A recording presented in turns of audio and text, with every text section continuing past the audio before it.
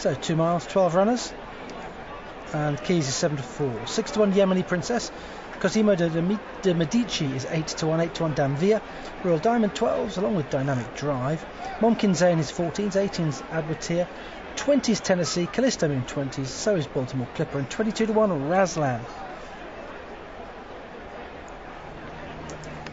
So Keys is the 7-4 favourite, an interesting recruit, well related, ran in bumpers originally, has been made to look a little bit one-paced over 1.5 miles, so this step up to 2 miles for his handicap debut is readily understandable.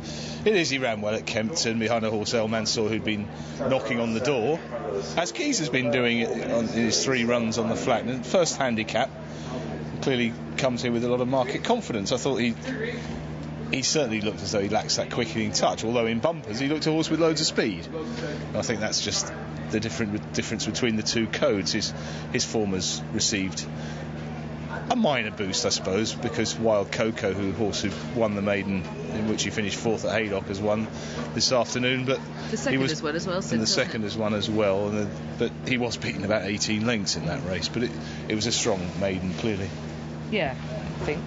So there's Keys, he's at the top of the market, well fancied at 7-4. Interesting second favourite in Yemeni Princess. This was the horse I was following last season, over 2 miles. I think that's her ideal trip.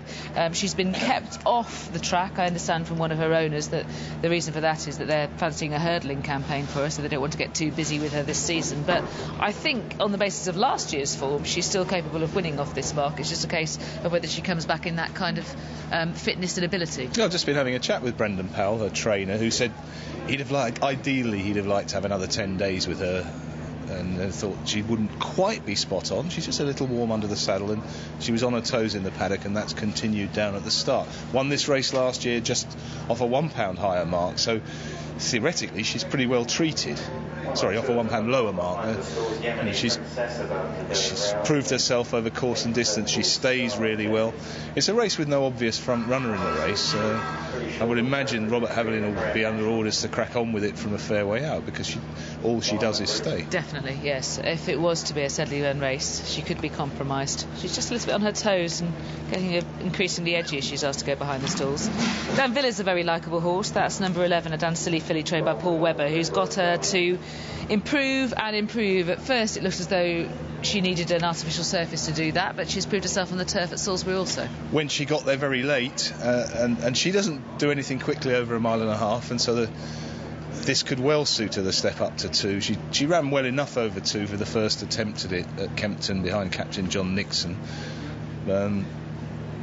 She's improved in just about all her runs, and maybe just her form has just plateaued with the £6 rise last time. But she's, as you say, Lydia, a really likeable filly, and many of these have not got any improvement in them, and she just might have enough to take a hand. How about Cosimo de Medici? You've got to forgive a poor run last time. Can you find an excuse for that? No, a bit similar to Fury in our last race, except that Cosimo's not odds on here, but it was a poor run. The time before was a good one, and it's big, strong horse. I can't imagine why the Pontefract race didn't suit. Had won well at time before that at Goodwood. One horse I like physically is Momkin Zain, who's run some excellent races in defeat and had no real chance in the weights in the Queen Alexandra last time at Ascot. So I'd have to give him a good chance. How about Baltimore Clipper? I thought that she ran really well in quite a competitive handicap at Sandown, and she didn't have the clearest of runs. He didn't have the clearest of runs. I realise that he can fasten to deceive. Yeah, he's a bit of a funny horse. He did pop up at Thirsk last year when the race. Well, he came into that race in good form at Thirsk, but he still hadn't won. He ran really well at Sandown, doing all his work at the finish, and I just feel he's a difficult customer, needs stoking along from a long way out, and the race may well not be run to suit him. I suppose Dynamic Drive also finished in front of him in the race. Dynamic Drive I'd probably have to prefer over Baltimore Clipper, although I did make a note of Baltimore Clipper's late run over 1.6 miles. The step up should help, but in a slowly run race it probably won't. Adwaita was a better performance, one of his better performances last time. Much better, quite quirky. He has his going days and his non-going days, and he was in good form at Folkestone last time. Another one who tends to come from behind, although in the distant past, he used to make the running. Brian Moore will be the last in. Stand by. And away they go, racing over 2 miles to conclude the card here at Newbury on this Saturday afternoon. And Royal Diamond heading just to lead, passing the stands with Dan Villa a close second. Then on the inside, Yellow Sleeves Dynamic Drive, and now driving forward, Razland, ridden very positively by Neil Callan, up on the outside of Royal Diamond, and quickly attended by Tennessee as well into the first turn. And so Royal Diamond holding his corner round the inside of Razland, followed by Dynamic Drive and Tennessee, and Dan Villa now back into 5th place in the dark blue jacket. Then a length and a half to Callisto Moon and Baltimore Clipper. 2 more lengths then back to Cosimo de Medici. 2 more to last year's winner Yemeni Princess. Mumkin Zain towards the back. Keys, the favourite, is second last, and last of all is Adwatia. Running now along the back straight then, still the leader, Royal Diamond, by a bit more than a length to Razland. Dynamic Drive up the inside, Tennessee and Dan Villa 4 and 5. Callisto Moon, Baltimore Clipper midfield in the yellow jacket. Then Cosimo de Medici, Yemeni Princess, Keys, Mumkin Zain out the back with the yellow jacketed Adwatia. So about halfway down the back straight now, and little change in the order at this stage, with Royal Diamond and George Baker still making it to the joint top weighted Razland in second place. Dynamic Drive is back in third as they now approach the final 9 furlongs. Tennessee is up on the outside of Dan Villa, followed by Cosimo de Medici towards the outside then of Callisto Moon. Baltimore Clippers up the inside towards the rear, Yemeni Princess, Keys, Mumkin Zain, Adwatia. They'll soon be swinging left-handed now as they pass the mile marker, and Royal Diamond still lobs along in front from Razland, shadowing the leader's every move, followed by Dynamic Drive up the inside, 2 lengths to Dan Villa and Tennessee racing stride for stride in tandem. Cosimo de Medici next on the outside of Baltimore Clipper.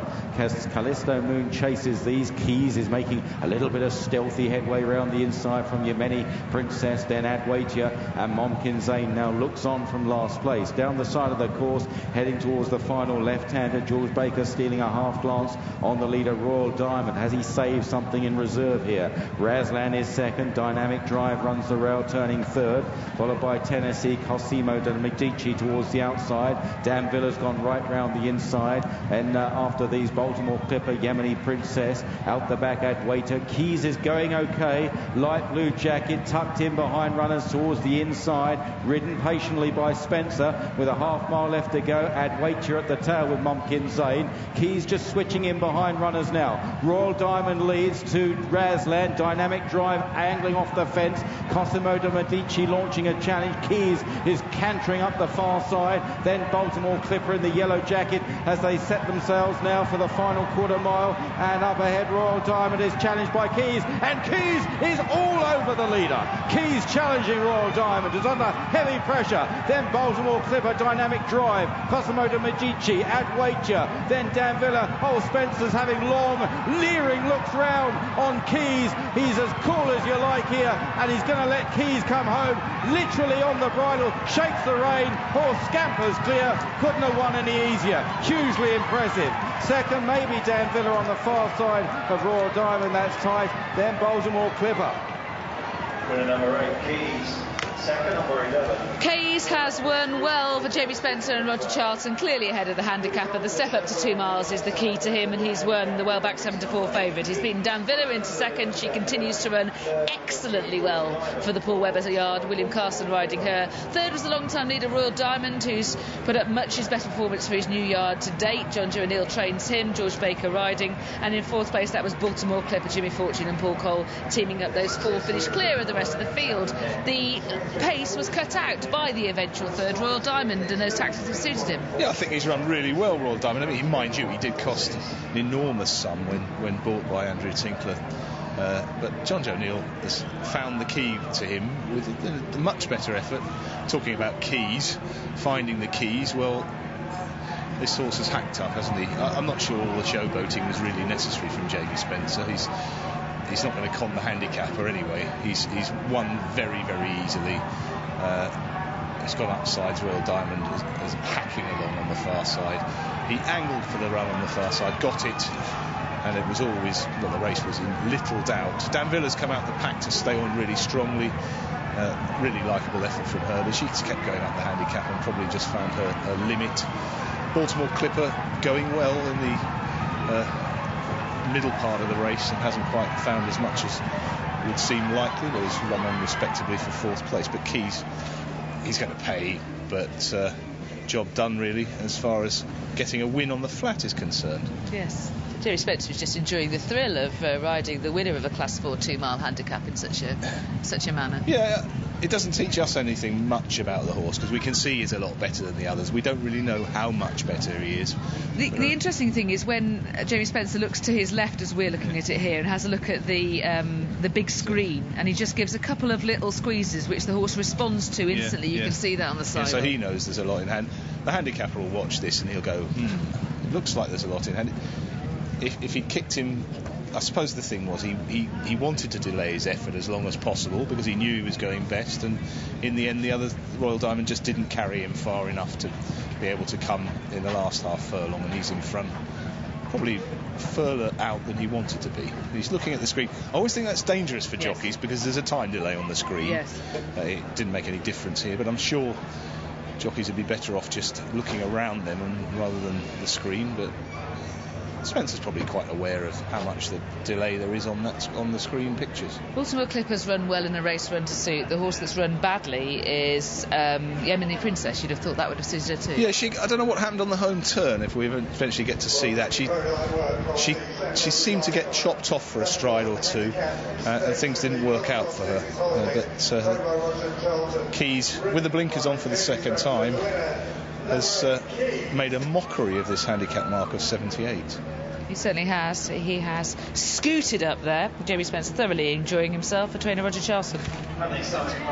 Armchair stuff for Jamie Spencer. And 7-4 favourite gives Spencer a double on the card. Keys, who won by 3 3/4 lengths officially. Dan Villa 8-1 second. Royal Diamond 14's in third. 12.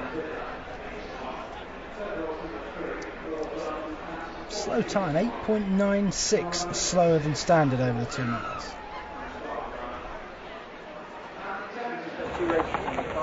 I fancy that one to win this. I'll take that bet. Victor Chandler, the punter's bookmaker.